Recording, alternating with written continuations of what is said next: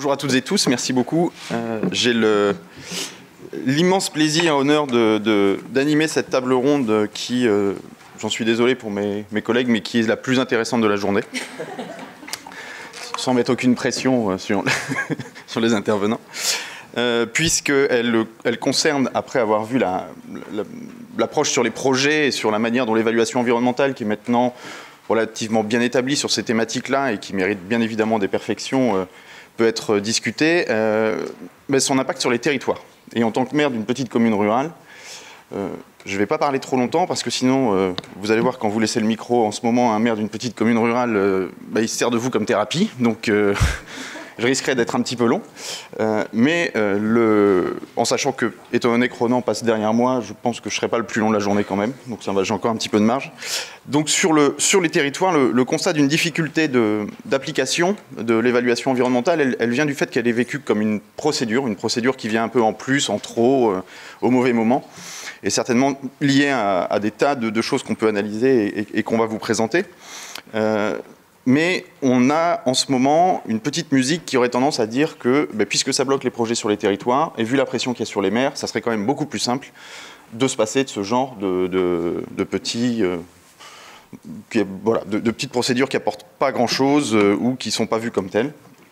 Les principes de dérogation préfectoraux, enfin, je ne vais pas rentrer dans le détail juridique franco-français, mais on a quand même en ce moment un grand sentiment, et c'est pour ça qu'on a appelé ça pour ou contre l'évaluation environnementale, de se poser la question de savoir si c'est utile ou non sur les territoires. Donc à défaut de répondre à cette question et pour participer au débat, parce que c'est bien ça qu'on va faire aujourd'hui avec cette table ronde, on va vous présenter des analyses, des points de vue, des témoignages, mais certainement pas des réponses toutes faites. L'idée, c'est d'en débattre avec vous, c'est de pouvoir vous amener à échanger et avoir aussi une position un peu collective. J'ai le plaisir de vous présenter les trois intervenants. Alors dans l'ordre il n'y a pas d'ordre de préséance, il ne faut pas s'attendre, hein, voilà, juste dans l'ordre du programme. Tout premier lieu, Magali Reguezazit. Vous êtes géographe, maître de conférences à l'École normale supérieure. Vous avez fait votre doctorat sur la crue centenale à Paris. C'était pour les Jeux Olympiques. Voilà. Vous avez été membre du Centre européen de prévention des risques d'inondation et du Haut Conseil pour le climat. Vous êtes actuellement détaché à la Cour des comptes. Petite anecdote, j'ai vu que vous aviez eu votre agrégation de géographie en 2003. Donc l'année où je l'ai passé également, et moi j'ai eu 4, donc je vous laisserai voilà, la légitimité du positionnement sur la géographie. Dikran Zakeossian, vous êtes diplômé de l'Institut national d'agronomie Paris-Grignon, l'INAPG, aujourd'hui AgroParisTech. Vous êtes depuis près de 20 ans consultant dans l'évaluation des politiques publiques, et vous êtes surtout ici en tant que maire de Moret, Loing et Orvanne. Alors, mon niveau en géographie fait que j'ai dû quand même aller vérifier où c'était exactement. C'est une commune nouvelle au sud-est de Paris que vous présenterez peut-être à l'occasion de votre allocution, donc je ne vais pas trop développer. Et dans le cadre de vos fonctions, vous êtes engagé sur les problématiques environnementales puisque vous êtes vice-président de la Comcom Moret, Seine et Loing sur le volet déchets et que vous êtes aussi président du syndicat de l'eau pour ces communes. Alors on a aussi une petite, j'ai trouvé une petite anecdote, vous avez été élu à 9 voix près, ouais. Ce qui en fait 8 de plus que moi, donc encore une fois félicitations. Et enfin Sylvie Banoun, vous êtes de formation linguiste et économiste formée à la Sorbonne et diplômée de l'École nationale d'administration. Alors vous avez une carrière qui est riche et variée, on en a discuté, qui est marquée beaucoup par la curiosité aussi hein, des choses. Vous avez notamment passé par l'enseignement, l'éducation populaire. J'ai noté également un passage dans des fonctions liées aux droits de l'homme. Donc une approche assez sociale. Vous avez fait aussi partie de l'inspection générale de l'administration, donc quelque chose d'un petit peu plus, à défaut de rigide, puisqu'on a quelques inspecteurs, je voudrais pas, mais un petit peu plus cadré. Mais il y a toujours eu ce tropisme pour l'environnement, puisque vous avez été directrice adjointe pour l'environnement en Île-de-France à l'époque des anciennes d'Irène, pour les plus anciens d'entre nous qui les ont connues. Et puis vous avez été coordinatrice interministérielle pour le développement du vélo et des mobilités actives. Vous êtes actuellement membre de l'inspection générale de l'environnement et du développement durable, ainsi que membre de la mission régionale de l'autorité environnementale, et c'est à ce titre notamment que vous nous rejoigniez sur cette table ronde. Alors j'ai trouvé également un petit... on a un petit bout de carrière ensemble et que je tenais à souligner. Vous avez travaillé à la DRH du ministère de l'écologie à la même époque que moi, mais moi j'étais en établissement public et vous en centrale.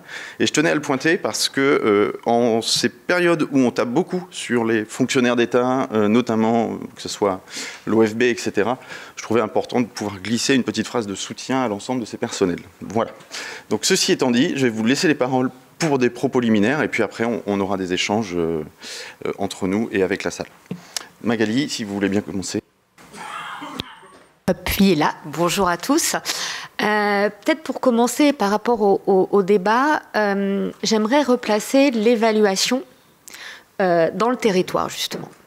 Et bien distinguer ce qui relève de l'évaluation de ce qui relève de la décision politique. Parce que là aussi, et la composition du panel le montre, hein, on peut avoir plusieurs casquettes, il n'empêche que l'évaluation, ce n'est pas une décision politique. L'évaluation, c'est ce qui sert à éclairer une décision politique, normalement au service d'un projet stratégique. Et pourquoi je dis ça? Parce qu'une partie des questions, en fait, tombe d'elles-mêmes. C'est-à-dire que si on replace les choses au bon niveau, on ne peut pas faire porter à l'évaluation ce qui relève des décideurs politiques. Et derrière, des stratégies économiques d'un certain nombre d'acteurs qui sont elles-mêmes en interaction avec les stratégies politiques. Et ça, je pense que c'est important de le dire, parce qu'aujourd'hui, l'évaluation et derrière les évaluateurs sont devenus les boucs émissaires de l'absence de décision.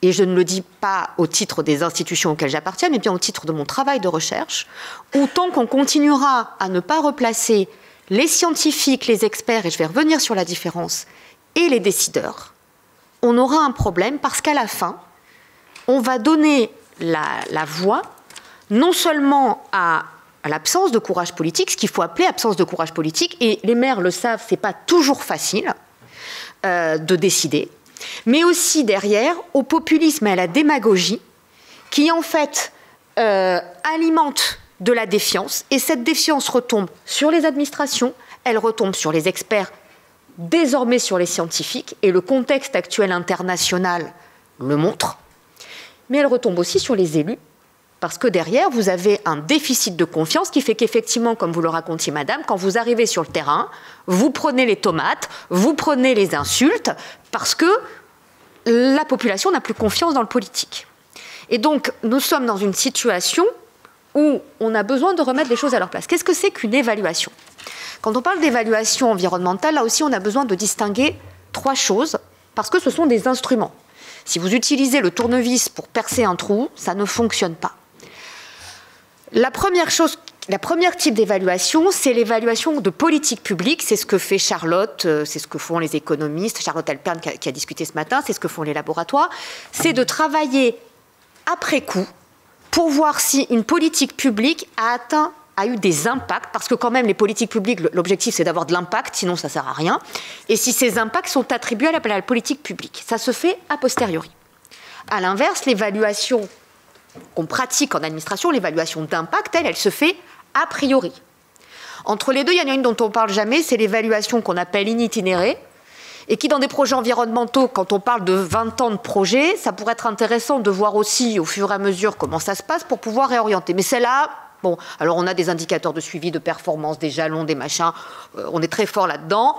Ça serait bien un moment, puisqu'on parle de temporalité, au lieu là aussi d'enfoncer des portes ouvertes, peut dire oui, c'est à très très long terme, et le temps du politique, c'est pas celui des territoires, et le temps des sociétés, l'incertitude, etc.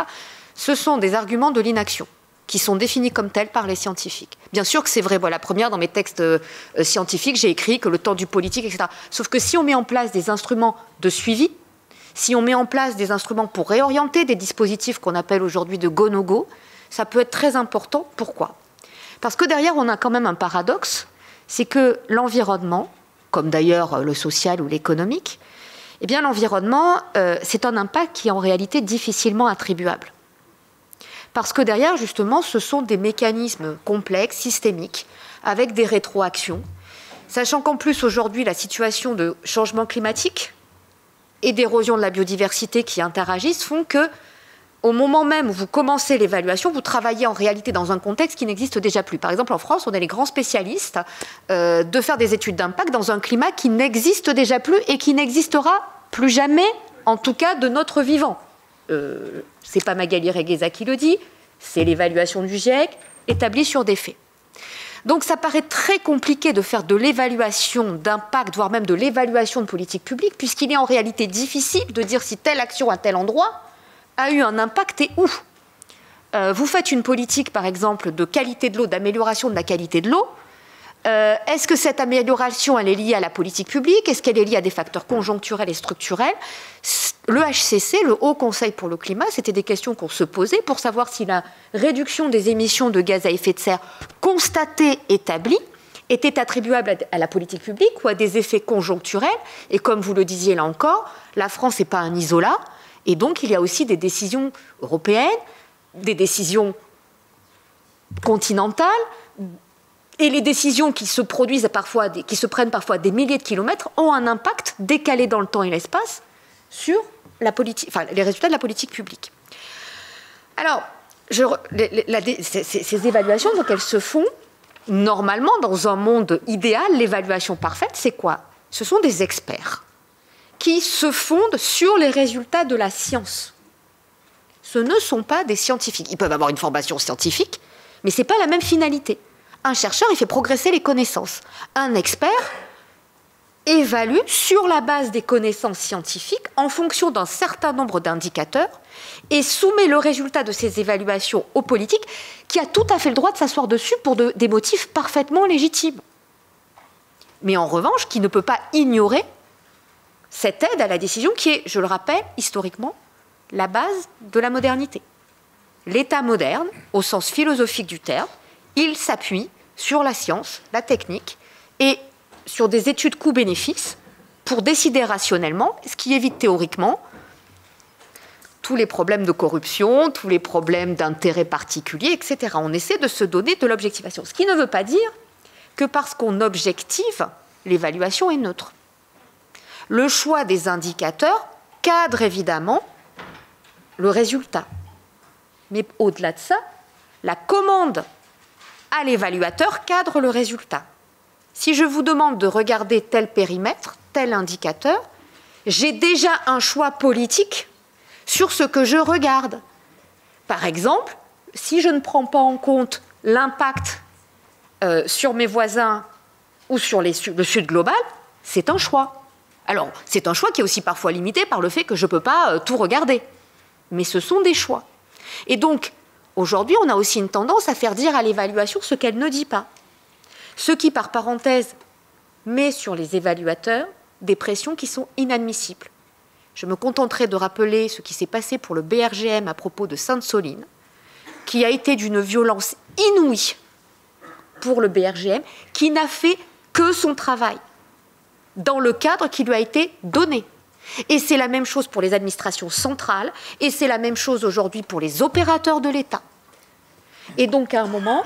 Pour les personnes qui ne connaissent pas le contexte de Sainte-Soline. Alors, Sainte-Soline, c'est un cas classique, un projet de bassine, de retenue d'eau avec un pompage dans la nappe pour des agriculteurs. Et il y a un conflit parce qu'il y a une étude d'impact et un travail sur le territoire avec une concertation qui a duré plus de 10 ans et une consultation avec des acteurs et des conflits importants, y compris entre les agriculteurs entre eux, pour dire est-ce qu'on construit ou non cette bassine. Et le problème, c'est qu'avec les avancées de la science, on a aujourd'hui des éléments sur l'évolution du climat et notre capacité à mieux prévoir le climat, mais aussi sur l'impact de ces bassines, qui fait que là aussi, il y a un risque, et je dis bien un risque de maladaptation. Un risque, ce n'est pas une maladaptation, c'est une possibilité de. Et c'est justement aux politiques ensuite d'arbitrer est-ce que le risque ou non vaut la peine d'être vécu. En fait, ce qui s'est passé, c'est que dans l'emballement médiatique, on a sorti l'étude du BRGM du cadre dans lequel elle avait été faite. Et donc, le BRGM s'est trouvé contraint de faire des communiqués avec tout le devoir de réserve. On a remis en cause, dans une bataille technique d'experts contre experts, où tout le monde est devenu hydrologue, y compris en 280 signes sur Twitter. Et les collègues, en fait, ont été accusés parce qu'effectivement, du coup, à chaque fois qu'on sort une évaluation, on n'est pas maître de ce qui est interprété par rapport à l'évaluation. Et on a beau mettre 200 pages d'annexes méthodologiques, personne, évidemment, ne va aller les lire parce qu'on va sortir la phrase de l'évaluation. Et on ne mesure pas à quel point, pour les gens qui font ces évaluations, c'est violent, parce que vous remettez en cause leurs compétences. Exactement comme quand j'étais scientifique, quand j'étais encore en recherche, quand on m'accusait d'être une militante, c'est une faute professionnelle. C'est-à-dire qu'on accuse, dans ce contexte-là, parce que les évaluateurs deviennent mes boucs émissaires, en fait, de méconduite, de malfaçon et de rupture par rapport à l'éthique. Sans vouloir être trop longue, je conclurai sur un point. Cette évaluation, aujourd'hui, ces évaluations, je le dis, elles sont des aides à la décision. Elles sont indissociables aujourd'hui de l'avancée du droit. Je ne suis pas juriste, mais j'insiste vraiment sur cette question du droit. Pourquoi ? Parce qu'aujourd'hui, le droit de l'environnement avance très vite. Avance très vite, alors ça peut paraître très lent, mais ça avance en réalité très vite et ça avance au niveau international, parce qu'il y a de plus en plus de contentieux qui font avancer le droit. Or, aujourd'hui, quand vous faites une évaluation, il y a deux choses. Il y a la conformité à la règle, mais il y a aussi les moyens que vous vous donnez pour vérifier cette obligation de résultat et de moyens, pour vérifier que les outils de l'évaluation sont bien conformes à la rigueur qu'on doit avoir. C'est par exemple ce qui explique aujourd'hui qu'au niveau européen, quand on fait les politiques publiques européennes, vous avez aujourd'hui ce qu'on appelle des refus d'appurement, c'est-à-dire que l'Europe dit ça n'a pas été fait dans les règles de l'art, pas parce que vous n'avez pas respecté la règle, mais parce que l'institution qui était chargée de faire l'évaluation a posteriori de est-ce qu'on a bien mis en œuvre la compensation, etc., eh bien, la Commission considère que vous n'êtes pas donné les moyens pour avoir le bon outil, ou l'outil suffisamment précis par rapport aux évolutions pour mesurer. Et donc l'évaluation, elle est aussi en course permanente avec l'amélioration des techniques, avec l'amélioration des méthodes, des process. Et donc derrière, ça veut dire que vous avez une course de vitesse entre le droit qui évolue, les outils de l'évaluation et ce que les évaluateurs sont en capacité de faire. Et donc comment est-ce qu'on gagne la course, entre guillemets ? Eh bien c'est un sujet extrêmement important dans un cadre où, il faut quand même le dire, l'évaluation, c'est un business. Et c'est très bien. Il n'y a pas de jugement de valeur. On a des consultants, on a des évaluateurs publics, sauf que derrière, on a aussi besoin d'évaluer les évaluateurs. Ça ne veut pas dire leur taper dessus. Ça veut dire garantir des cadres pour être sûr que l'évaluation ne se fait pas comme une espèce d'obligation où, en gros, je délègue de l'évaluation low cost. Moi, je l'ai vu dans le cadre des risques, où à la fin, une fois qu'on a la méthode, on fait de l'évaluation de vulnérabilité, on la refile à 3 masters qui sont très très bien, mais enfin, entre le master et la personne qui a 20 ans d'expérience, c'est pas exactement la même chose, et on vous fait du plan de prévention à la chaîne en vous disant, on fait comme ça, parce que voilà. Or, pourquoi c'est important ? Parce que derrière, si on veut avoir confiance dans les évaluateurs, on a quand même besoin, et je plaide, d'avoir des autorités indépendantes, véritablement indépendantes. Et le fait même que le représentant du CGEDD, enfin de l'autorité environnementale, dise « je n'ai pas de consigne de mon supérieur », c'est très important dans notre société. C'est très important de défendre ces instances indépendantes, transparentes, publiques, régulièrement évaluées, pour donner confiance à nouveau à l'évaluation. Parce que cette confiance-là, aujourd'hui, c'est la meilleure garantie pour nos élus. Non pas pour s'abriter derrière l'évaluation, mais pour la remettre au bon endroit, pour dire « nous avons essayé de faire au mieux par rapport à des besoins ». Je dis encore juste un point par rapport à ce que vous avez dit, madame. Pour travailler sur le climat, je suis extrêmement sensible à ce que vous avez dit, ces enjeux de transition juste qu'aujourd'hui nous ne savons pas évaluer, parce que l'évaluation, ce n'est pas que de l'impact économique, c'est beaucoup d'impact social, c'est beaucoup d'impact géopolitique. Et donc on a besoin aussi de monter en gamme sur ces indicateurs socio-économiques et d'avoir recours à ce que nous dit la recherche en sciences sociales. J'ai beaucoup entendu parler du terme de besoin. Je rappelle juste un fait scientifique. Dans le climat qui change et la biodiversité qui s'effondre, l'enjeu aujourd'hui, c'est d'ajuster nos besoins aux limites planétaires. Ce que démontre la science, c'est que ces besoins ne seront jamais satisfaits si nous ne préservons pas la biodiversité, si nous ne respectons pas les limites planétaires, parce que le changement climatique et l'effondrement de la biodiversité sont des limites dures aux capacités d'adaptation, sachant évidemment que c'est les pays les plus précaires en termes de développement, de pauvreté, d'accès à l'éducation, en termes d'accès au développement durable, qui sont les moins émetteurs, les premières victimes, les moins capables, au sens de capacité, qui ont le moins de moyens de s'adapter et sur qui pèseront le plus lourdement les coûts de transition. Et pour la France, c'est exactement la même chose au niveau des territoires. Il est scientifiquement démontré que si nous ne respectons pas ces limites planétaires qui ne sont pas négociables, c'est sans doute la seule chose qui ne l'est pas, alors ce développement durable est impossible. Autrement dit, cadrer les évaluations dans ces normes scientifiques, c'est une responsabilité morale. Et on revient à ces enjeux de transition juste et à ce que disait Ronan Dantec au tout début.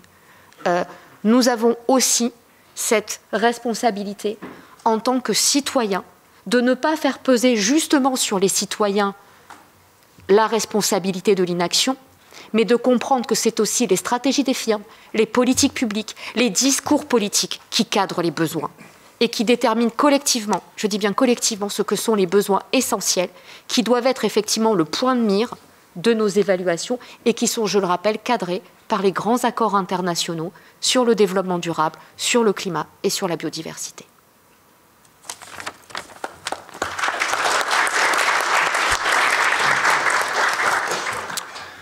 Merci beaucoup. Donc, si j'ai bien... On ne peut pas résumer vos propos en quelques mots, mais dans ce rapport un petit peu de cadrage national, voire international, qui manque un petit peu pour l'élu local, et le fait de replacer un peu l'évaluation aussi dans son rôle juste en fonction des différents acteurs, permettrait certainement d'appréhender le sujet différemment sur les territoires.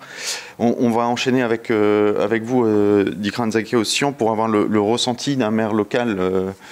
Il n'y a pas de maire pas locaux d'ailleurs, mais tout du moins d'un maire qui connaît à la fois des enjeux de communes nouvelles, donc de restructuration aussi administrative et d'enjeux environnementaux assez forts sur son territoire. Oui, merci beaucoup. Alors, écoutez, je suis très heureux d'être avec vous pour partager quelque part mon expérience à un double titre, parce qu'effectivement, moi, pendant un peu plus d'une vingtaine d'années, j'ai travaillé sur l'évaluation des politiques publiques et énormément d'ailleurs sur les sujets d'environnement, puisque j'ai travaillé principalement sur les sujets des politiques de l'eau, des politiques de l'environnement et aussi beaucoup sur les politiques de développement rural, les politiques agricoles, la recherche et expérimentation, etc. Mais en tout état de cause aussi avec une vraie sensibilité aux questions environnementales, donc à la fois aux questions d'évaluation et des questions d'environnement, même si je ne rentrais pas par l'évaluation environnementale en tant que telle, mais plutôt sur l'efficacité des politiques environnementales et plus largement sur l'ensemble de l'organisation de ces dispositifs. Alors après, le hasard de la vie a fait que je suis devenu maire donc il y a 4-5 ans, 4 ans et demi précisément, et sur une commune effectivement assez complexe, puisque c'était une commune nouvelle, issue de la fusion en 3 reprises de 5 communes historiques, et effectivement avec le score que rappelait mon collègue, qui était dans un contexte de tension, puisqu'on est sur des territoires complexes, composites, d'équilibre permanent entre telle partie de la commune, 2 villages, dont un village gaulois de 225 habitants, et puis 2 ou 3 communes urbaines qui sont au milieu. Et en même temps, un territoire à la croisée de 4 rivières et fleuves, de coteaux calcaires, d'un environnement exceptionnel d'un point de vue de la biodiversité. On est le seul endroit en Seine-et-Marne où on a 7 espaces naturels sensibles. Le Conservatoire des espaces naturels d'Île-de-France vient de s'y installer. Et une énorme richesse de milieux, mais qui était totalement imperceptible dans le discours préalable, puisque en fait on était surtout axé sur le patrimoine historique, très belle ville par ailleurs, médiévale, etc., etc., et Sisley, les impressionnistes qui sont de chez nous. Alors maintenant, mon témoignage, c'est plutôt tout ça pour dire que, évidemment, je suis convaincu, pour répondre en partie à la question, de l'intérêt a priori d'aller sur ces sujets d'environnement et d'évaluation et de l'objectivation. Évidemment aussi avec ce que vous disiez, c'est-à-dire que chacun doit avoir sa place. les évaluateurs qui doivent apporter des éléments d'aide à la décision, aux élus, aux politiques, aux acteurs territoriaux, et eux doivent prendre leur place et assumer un certain nombre de décisions, les présenter devant les habitants, arriver aussi à faire valoir ce qui est de bon sens, ce qui est de l'intérêt général, dans un contexte très complexe où il faut toujours composer, construire, avec 1001 interactions. Mais je dirais, à la différence peut-être de la table ronde précédente où effectivement on voyait, on a des objets très définis, quand on a des grands projets, les témoignages qu'on a pu avoir, on voit à peu près comment se déroule une évaluation environnementale sur ces grands projets. Quand Cyril m'a proposé de participer, je l'en remercie, à cette table ronde, moi je me suis dit, mais les évaluations environnementales chez nous, en fait, c'est quoi déjà exactement? Elles sont où? Et au final, en 4 ans et demi, j'ai été face, en théorie, à 5 évaluations environnementales, puisqu'on est en train de boucler un plan local d'urbanisme à l'échelle de la commune nouvelle. On a fait un PCAET, un plan climat et énergie sur le territoire de la communauté de communes. Je suis président du comité Natura 2000 et effectivement les évaluations d'incidence, c'est dans mon domaine aussi. On vient de boucler un plan local de prévention des déchets chez nous et on a un beau projet, enfin à mon sens en tout cas, là plutôt de porteurs privés autour d'un écodomaine dans un site remarquable sur lequel je pourrais revenir. Mais tout ça pour dire qu'au final, à l'échelle de l'élu local, si vous ne tombez pas sur des acteurs qui vous présentent l'évaluation comme un élément central de la réflexion, elle est invisible, imperceptible. C'est une procédure qui est en arrière-plan, c'est un background, le bureau d'études déroule son fil.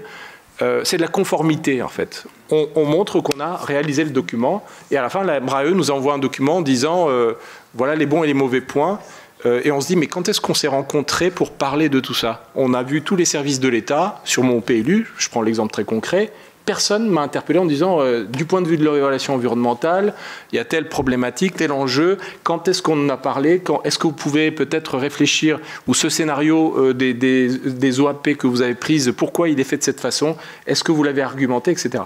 Alors ça tombe bien, on est sur une commune où effectivement, à tendance écolo, pour dire les choses telles qu'elles sont, donc d'office on intègre une grande partie de ces questions dans notre réflexion. Mais en tout état de cause, quasiment quelque chose d'imperceptible. Le plan climat, à aucun moment on a débattu dans aucune instance de l'évaluation environnementale du plan climat, et donc on nous a juste dit voilà c'est bien, on a le feu vert.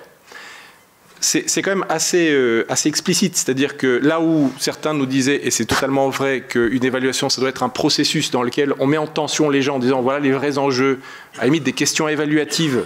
C'est quoi vos questions? Comment vous abordez tout ça? Nous, on n'a eu ni processus, ni question évaluative. La dimension stratégique de l'évaluation environnementale, j'attends de la voir, en fait. Je ne l'ai jamais aperçue.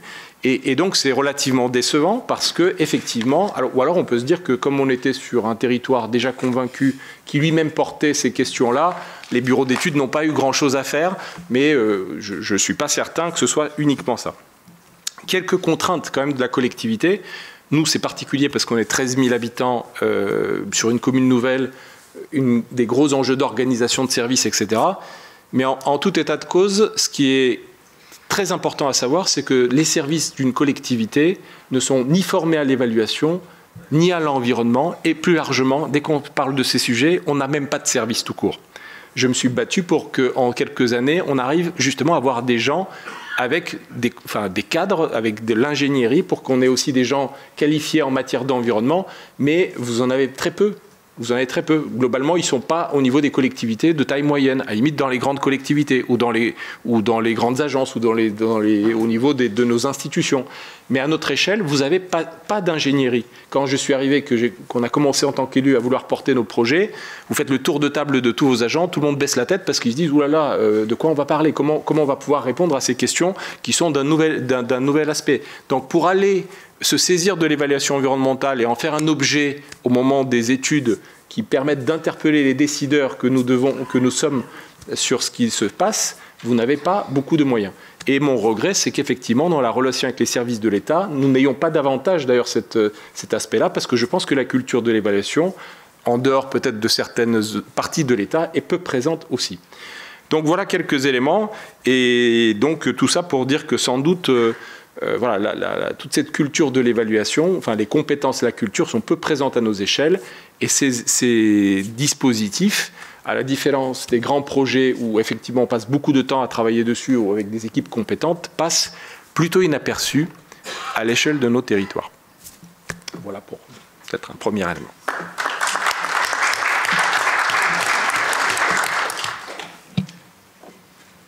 Merci pour ce témoignage que je ne peux que confirmer. On est vraiment effectivement sur des dynamiques qui sont soit contraignantes, c'est-à-dire des dynamiques d'audit, on réalise que l'évaluation arrive uniquement à la fin, et on n'arrive pas encore à avoir de dimension performative sur ces sujets-là. Je prendrai l'exemple de ma communauté de communes qui met en place un schéma de déploiement des énergies renouvelables spontanément, donc qui n'est pas quelque chose, qui n'est pas un document cadré juridiquement. Et quand je leur dis, mais vous comptez faire une évaluation environnementale dessus, parce que ça nous permettrait voilà, notamment la participation du public, enfin, d'envisager des tas de choses, c'est non, pourquoi faire, c'est pas obligatoire. Et notamment parce qu'en interne, de toute façon, on n'a effectivement pas le personnel nécessaire. Alors on peut se faire aider, on a effectivement des agences, la NCT, le CEREMA, etc. Et on pourra en débattre après. Je pense que tout le monde ne peut pas se faire aider de la même manière au même moment, et le rapport ça revient sur ce que vous disiez Magali, entre l'État et les communes aussi à être peut-être repensé sur ces sujets-là. Pour conclure la table ronde, je vais demander à Sylvie Banoun de nous donner son point de vue et son expérience, notamment de MRAE, pour voir comment les territoires justement appréhendent l'évaluation environnementale. J'espère que je ne conclus pas là tout de suite. Mais voilà. Alors, d'abord, désolée de dire ça comme ça, j'ai été vexée, épouvantablement vexée, parce que Magali a dit beaucoup mieux que moi ce que je m'étais noté comme un point, à savoir l'évaluation environnementale stratégique, c'est drôlement compliqué. Bon, alors, bon, ok. Maintenant, vous savez pourquoi. Alors ensuite, que préside Laurent ou les MRAE, c'est assis sur un fondement juridique qui sont les directives européennes, dans lesquelles l'environnement a une acception extrêmement large, je la revendique, qui comprend la santé humaine, qui comprend le climat et les interactions entre tous les facteurs, y compris le paysage, etc. Ce qui signifie qu'une attention particulière doit être apportée aux inégalités socio-environnementales. Bon. Alors, des fois que ce ne serait pas assez compliqué avant, ça l'est encore un peu plus après. Ça l'est d'autant plus que faire une évaluation environnementale d'un projet, fût-il parfait, on voit bien à peu près. Mais alors, quand il s'agit d'aller agencer les projets les uns à côté des autres, ça s'appelle une programmation territoriale. Diable. Et en plus, il faut la mettre au service d'une vision stratégique, tant qu'à faire. Bon. Alors, on voit bien, quand il s'agit de choses que tout le monde maîtrise à peu près, au moins dans sa tête, un plan local d'urbanisme, une programmation locale de l'habitat, il s'agit de transport, bon, un plan de mobilité, un plan de développement, un développement industriel, une question de comment je répartis l'offre de soins, l'offre de formation. Là, ok. On ne sait pas bien comment on agrège tout ça. Heureusement, il y a des documents intégrateurs qu'on appelle sereinement des schémas régionaux d'aménagement et de développement durable et d'égalité des territoires. Quand vous êtes arrivé au bout du sigle, je ne suis pas sûre que vous ayez compris tout ce qui se passe. Mais ensuite, quand il s'agit d'environnement ou de santé, là, on est sur des choses beaucoup plus droit mou. Schéma régional de cohérence environnementale, trame verte et bleue. Bon. On voit bien qu'on nous a raconté qu'un schéma de cohérence territoriale, c'est censé faire écran entre le schéma régional et le plan local d'urbanisme communal, intercommunal. Bon, des fois qu'on avait compris avant, c'est bon, on est complètement largué. Et Dick Rane parlait du plan climat-air-énergie territorial. Rassurez-vous, il y a quand même des déclinaisons à l'intérieur, le plan d'action pour la qualité de l'air et des choses comme ça. Bon. Donc, j'arrête là. C'est un descriptif charmant. Quand on regarde dans l'autre sens et qu'on fait bottom-up, si je pense développement, si je pense planification, je me dis, OK, j'ai un territoire, où est-ce que je vais planifier des choses?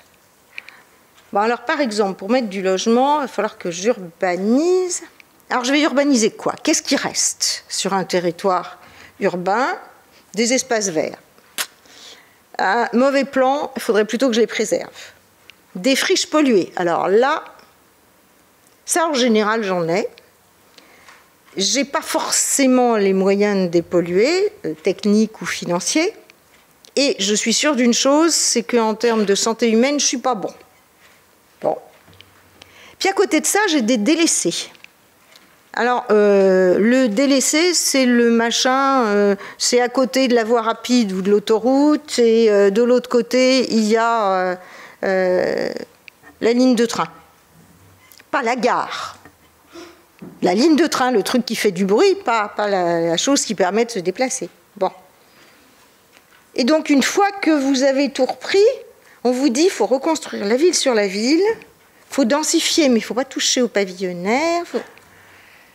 Alors, la table ronde dit que on est réceptacle, que les territoires sont réceptacles d'injonctions.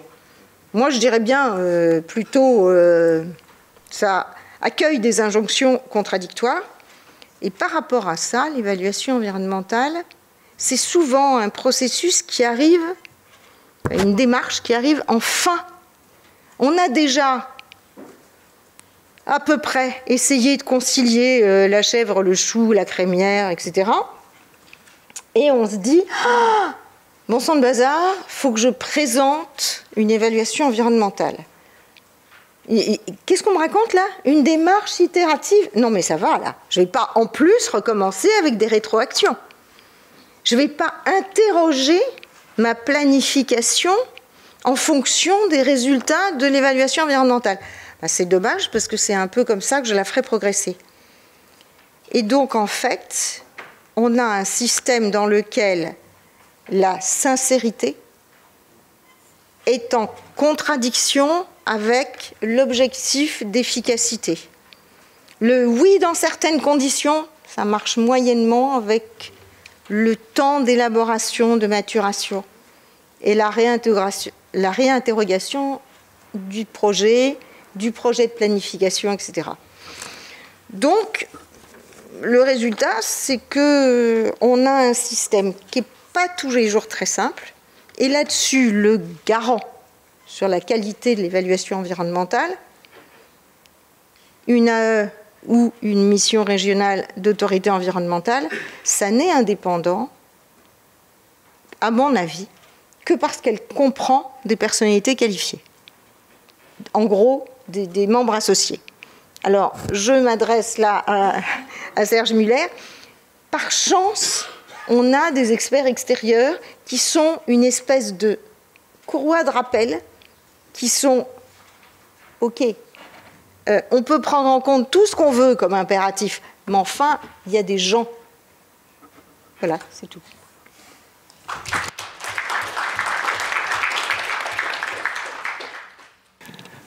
Merci beaucoup. Je retiens le côté humain, effectivement, est donc faillible de l'évaluation et le rôle de l'expertise aussi sur le portage politique. Hein, ça reboucle un petit peu avec ce que vous nous présentiez, Magali. Comment est-ce qu'on arrive à remettre du politique au sens noble du terme dans cette démarche d'évaluation, et comment est-ce qu'on arrive à la faire effectivement initinérée, c'est-à-dire à la diluer dans le temps de manière à ce qu'elle soit moins crispante sur les moments de décision. Ce que je me propose, c'est peut-être de donner la parole à la salle, et puis comme ça on pourra avoir des échanges même si vous-même souhaitez revenir sur des sujets, n'hésitez pas. Oui. Alors, ça marche bien. Bonjour.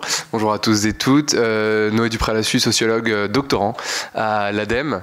Je voudrais vous remercier pour cette table ronde. C'était vraiment très, très intéressant. C'est bien d'avoir des élus, enfin, parce qu'on a beaucoup mentionné le terme de décideur dans ce colloque, de manière très vague, mais il faut parler des élus. Je voudrais aussi saluer Magali Regueza, parce qu'on avait interagi une fois, parce que j'ai été votre élève pendant un temps, pendant 2 heures en fait à Sciences Po Lyon, mais bon, c'est pas grave. Voilà. Alors en fait je voudrais réagir et en même temps vous poser des questions à vous 4 si c'est possible. J'ai un petit désaccord avec vous Magali sur le fait que l'argument des temporalités contradictoires serait seulement un argument fallacieux, voire erroné. Ça va quand même un peu à l'encontre de ce que la sociologie du personnel politique nous dit, parce qu'en théorie, effectivement, il faudrait qu'un élu ait un peu de courage, en tout cas à un certain niveau, parce que là, je ne parle même pas des élus locaux qui n'ont pas de moyens, j'y viendrai après. Il suffirait qu'un élu ait un peu de courage pour pouvoir agir, mais pas un élu qui veut faire carrière, parce qu'il y a cette question-là aussi, il y a aussi la question des élections, dont on n'a pas vraiment parlé. Concrètement, comment un élu qui veut faire carrière, donc se faire réélire, fait dans ces conditions-là, c'est-à-dire qu'il doit donner à boire et à manger à un électorat quand même qui doit le valider ou faire changer son siège tous les 5 à 6 ans. Donc, comment vous faites concrètement, messieurs les élus, ici dans ces conditions-là? Comment on fait pour planifier aussi, avec une rotation tous les 5 à 6 ans de ce qui compose le personnel politique, avec les administrations qui fonctionnent toujours en concert avec le personnel politique. Voilà, et puis d'autant plus comment on fait ça avec l'évaluation environnementale, si on veut bien la faire, qui prend beaucoup de temps, et puis effectivement comment on fait ça en plus quand on n'a pas de moyens, parce que ce que la science politique conclut en analysant la territorialisation de l'action publique environnementale, c'est que c'est un facteur d'inertie. En fait, les élus locaux, pour la plupart, n'ont que peu de moyens, peu d'instruments pour arriver à mettre en place cette transition entre guillemets. Voilà, donc c'était des questions un peu à la volée, donc je vous remercie.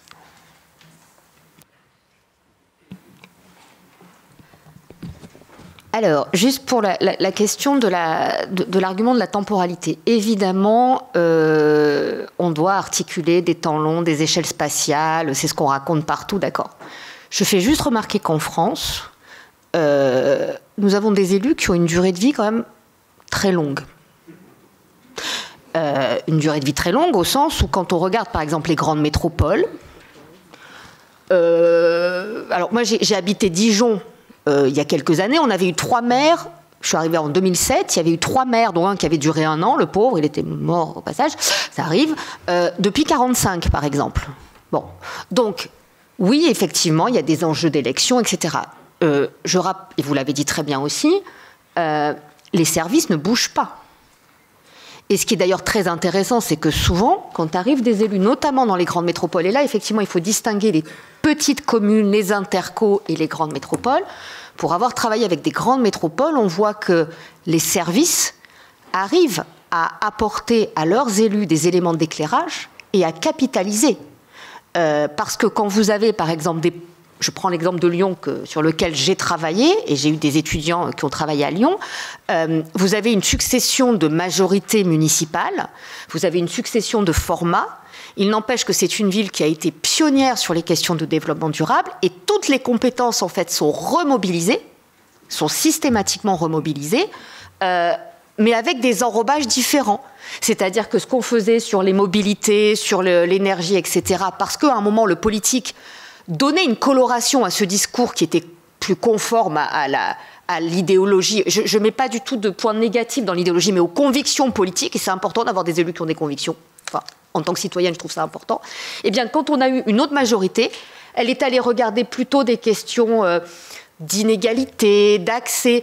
Mais finalement, c'est ce qu'on disait, dans la mesure où le social, l'économique et l'environnemental convergent et qu'on a après des équilibres, d'une certaine façon, le travail qui avait été fait a été remobilisé, voire même des services qui avaient peut-être moins d'audience parce qu'à l'époque, les inondations, ça n'intéressait pas. Le jour où Paris s'est retrouvé les pieds dans l'eau, bizarrement, on est allé chercher la personne qui était dans le bureau, on lui disait et donc ça redonne aussi de l'envie, de la volonté, et on le voit en administration locale, on le voit en administration centrale. Je rappelle, une administration, elle est là pour servir, sans s'asservir, ni se servir. Elle ne fait pas de politique. Là aussi, il faudrait qu'on arrête de confondre les politiques, les cabinets, les DG, puis les services, et qu'on regarde quand même les compétences qu'on a dans ces services, même si, vous l'avez très bien dit, il y a une inégalité entre les communes. Là où je parle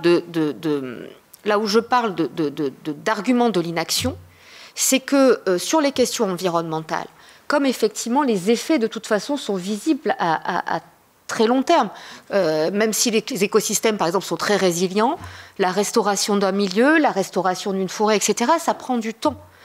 Quand vous regardez en fait les maires qui ont du courage politique, qui ne sont pas plus ou pas moins élus, quand je dis courage, c'est-à-dire qu'à un moment d'imposer sur le territoire, c'est juste qu'il y a, comme vous le disiez, une préparation.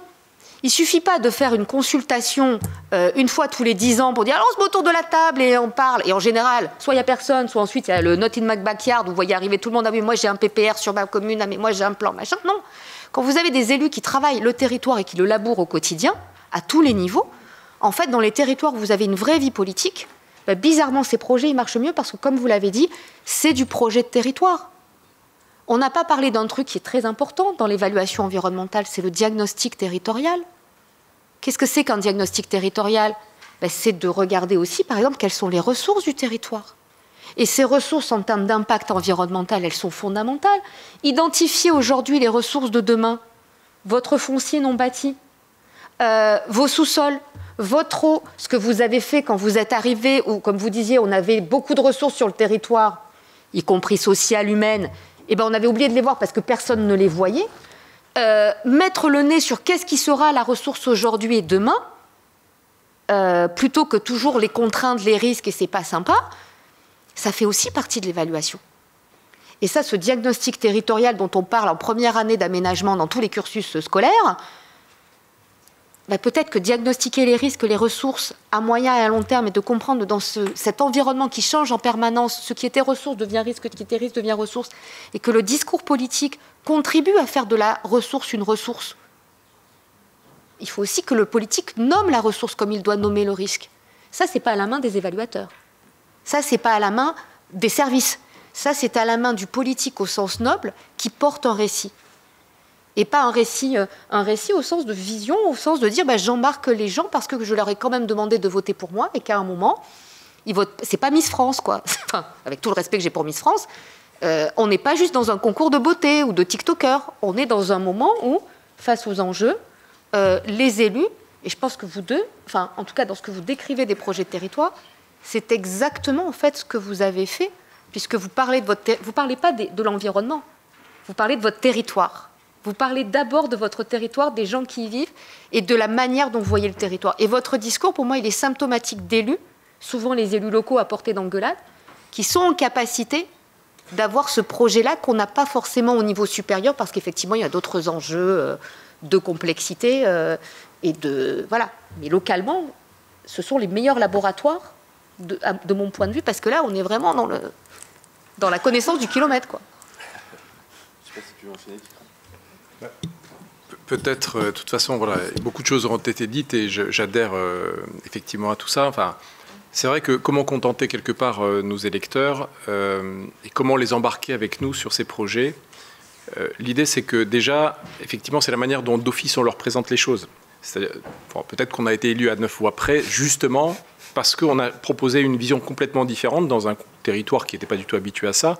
Mais j'espère que petit à petit, les gens vont se rendre compte et adhérer à ce qui est porté, parce qu'on essaye vraiment de le porter non pas sous l'angle de l'idéologie, mais du bon sens et de la construction locale. L'idée, c'est déjà de redonner à voir l'identité de ces territoires, leurs caractéristiques, leurs richesses d'une manière différente. Quel regard on porte en fait sur tout ça, et quel projet on propose aux gens. Donc en fait, d'office, on a dit notre projet, c'est le climat, c'est l'environnement, etc. Donc c'est-à-dire que par exemple les questions climatiques, on a dit climat, enfance, ça va de pair. Nos écoles, on commence par mettre tout le paquet sur la rénovation des écoles, la rénovation énergétique, thermique, etc., etc. Le verdissement de la ville. Donc on a porté tout ça dès le départ. C'est-à-dire qu'après, on ne va pas les surprendre en faisant tout ça. De la même manière, sur le PLU, tout le monde savait qu'on allait essayer de faire un PLU, effectivement, qui puisse permettre à la ville de respirer, même si elle est médiévale et qu'on a un certain nombre de coins pas forcément faciles. Donc, voilà, on a tout ça. Et je ne pense pas que, quelque part, ce soit une surprise pour les gens, mais en même temps, c'est sûr que certaines décisions peuvent être complexes. Même sur les grands projets autour de l'éco-domaine, on a travaillé, j'ai réuni tous les services de l'État, le sous-préfet, et en disant c'est un projet environnemental autant que économique. Et on a d'abord fait valider la plus-value environnementale, puisqu'on crée en fait un arrêté de biotope d'une trentaine d'hectares en amont pour justement faire, vraiment protéger tout ce qu'on peut. Et donc, voilà, du coup, tout ça est travaillé assez en amont. Ça, c'est une des conditions. La complexité, c'est qu'effectivement, on est soumis à cette avalanche, à cette série d'injonctions. On est le réceptacle de tout ça. Il faut qu'on arrive à tout combiner en les mettant en projet.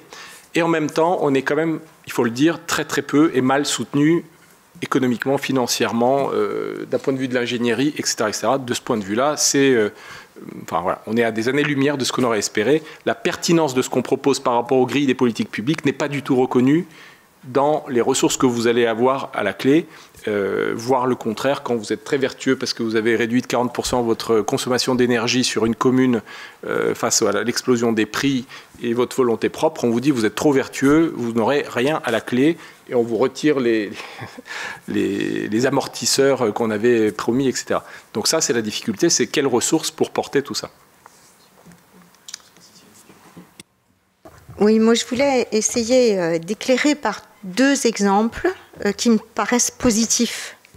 Un tout petit, sur la densification du pavillonnaire. J'attire l'attention sur un travail qui va être publié bientôt, mené par Grand Paris Aménagement. Alors, Grand Paris Aménagement, ça ne peut pas travailler pour tout le monde, j'en suis bien consciente, mais quand il y a un travail intéressant quelque part, on peut s'inspirer de la démarche. La démarche, c'était de recréer des centralités en densification, en densifiant, en créant un étage par-ci, un bâtiment sur la même parcelle par-là, etc., de telle sorte que finalement on sortait d'un lotissement pour devenir un quartier. Et je trouve ça intéressant comme démarche parce qu'elle était menée avec les gens. Bon, ça c'est une chose, donc je pense que on peut se servir aussi de bonnes pratiques quand elles sont bien documentées. Et l'autre chose, c'est que oui, il y a des temporalités et c'est pas toujours très simple. Je voudrais prendre un exemple qui est celui de la programmation pluriannuelle de l'énergie. On a vu apparaître en août un projet demandant, on égale l'AE national, a vu apparaître un projet de programmation pluriannuelle de l'énergie sous forme d'une demande d'avis de cadrage. C'est-à-dire, normalement, on est en amont, avec des différentes thématiques sur la manière dont l'évaluation environnementale stratégique pouvait se caler, etc. On a rendu un cadrage préalable en septembre, et on a vu apparaître toujours l'AE nationale, moins de 3 mois plus tard, le projet de programmation pluriannuelle de l'énergie avec son annexe sur les transports, la stratégie de développement des mobilités propres, ça s'appelle, et on nous a demandé un avis là-dessus. Ce qui était intéressant, c'était de voir l'écart entre le document qu'on avait vu en cadrage préalable et le document qu'on a vu après. Alors, il y a des choses qui avaient de façon évidente évolué, à peu près toutes dans le bon sens, sauf une, je crois. Mais il y avait des choses qui étaient complètement passées à la trappe, même s'ils avaient essayé de travailler dessus. Et je pense que tout à l'heure, ça aurait dû être Antoine Pellion, mais ce sera le SGPE qui le dira. C'était la question du bouclage sur certains aspects, parce que, à force de mettre l'enjeu de décarbonation avant l'enjeu de sobriété, eh bien, on faisait porter à tout ce qu'on allait récupérer de la biomasse, tous les usages qu'on n'avait pas réussi à transformer par ailleurs.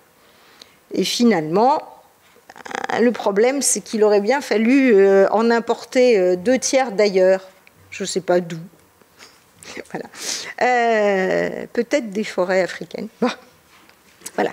Donc, finalement, l'avis d'autorité environnementale les a amenés à se reposer des questions sur la sobriété. Je ne sais pas ce que ça va donner. Mais au moins, on s'aperçoit qu'en quelques mois, on fait évoluer de façon pas à la marge, hein, des politiques publiques qui sont importantes, indépendamment des vicissitudes politiques. Pour ma part, sur la question, il y a une réponse en 2 temps très rapide. La première sur le rôle de l'élu et le côté un petit peu carriériste. Moi, j'irais pas y renoncer. J'irais pas y renoncer parce qu'en fait, on est aussi à l'image de notre électorat. Et donc, à un moment donné, alors certes, on a un rôle de temps en temps d'être un petit peu un phare ou d'être un petit peu en avance et d'essayer de convaincre. Mais après, si on n'y arrive pas et qu'on est dégagé, c'est que la population n'en veut pas. Et le rôle social au sein de l'évaluation environnementale et au sein de l'environnement, il est assez prééminent à mon sens. Et puis d'autant plus que, parce que ça c'est un argument, je suis maire d'une commune qui est assez pauvre, mon indemnité c'est 80% du SMIC, je dis assez souvent au sous-préfet quand il commence à me tenser un peu sur l'état des finances de ma commune, je lui dis mais si j'étais pas élu, je serais quoi? Je serais administrateur en fait. Si j'ai pas de compte à rendre à l'électorat, je suis administrateur. Et si je suis administrateur, je suis un peu mieux payé, parce que je suis cadre supérieur en administration pour l'avoir été avant, ça serait plus confort. Donc je pense que cette ambiguïté, il ne faut pas l'acheter forcément. Il faut la travailler, mais il ne faut pas l'acheter. Sur le fond, pour rebondir sur l'histoire du diagnostic territorial, je vais vous donner l'exemple très concret de ce qui se passe chez moi. Donc j'ai pas de sous. Et c'est pour répondre à Antoine, l'ABC, ça fait 2 ou 3 ans qu'on cherche à le faire. Mais on ne peut pas parce que, en fait, mon dossier n'est pas assez propre aux yeux de l'OFB. Il n'est pas assez bien monté. Parce que je n'ai pas l'ingénierie pour me monter le dossier. Alors, mea culpa, c'est mon métier. Si je prenais le temps de le faire correctement, voilà. Je donnerais du mécénat d'entreprise à la mairie. Ça serait fait. Mais maintenant, en fait, je le porte presque comme un étendard et je fais presque exprès. Parce que je leur dis, voilà, les communes, on a des gros enjeux écologiques. Et en fait, on n'a pas les moyens de faire des ABC parce qu'il faudrait qu'on paye quelqu'un pour nous monter le dossier. Parce que c'est des systèmes d'appel à manifestation d'intérêt. Et donc ce système du New Public Management, qui externalise de plus en plus de compétences, il interroge aussi sur la capacité à faire de l'évaluation environnementale et à ne pas l'externaliser et à se l'approprier.